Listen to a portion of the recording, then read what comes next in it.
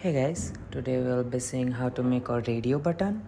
So here we have preview and a struct which we are using to have the preview.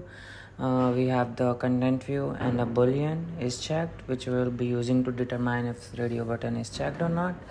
Now first we will start off with circle and we provide it with a stroke color so that we will have the outline of the circle. We will change the color based on whether it's checked or not. So we will just pick red here. You can change it to blue or anything you desire, and then it would be gray if it's not checked.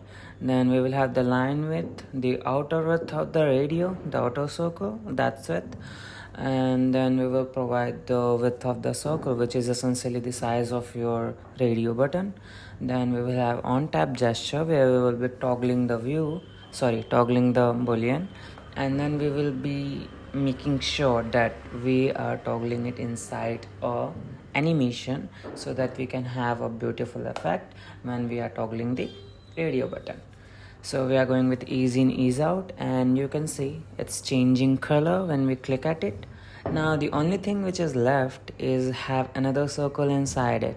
So we will put a background, and in background we will have a circle.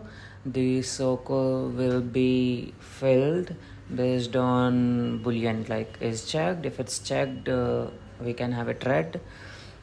We can simply remove is checked. We don't really need it, like it will be just filled with red color.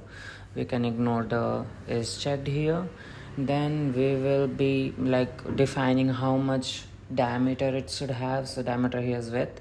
So width, when it's not checked, it should be 0, and width when it's checked, it should be less than the circle which we have defined above.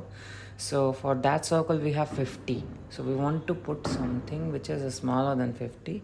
So we are going with 80% of the 50, and we are going with 0 when it's not checked. So that would be, I think, perfect for the radio button. You can say that's animating beautifully.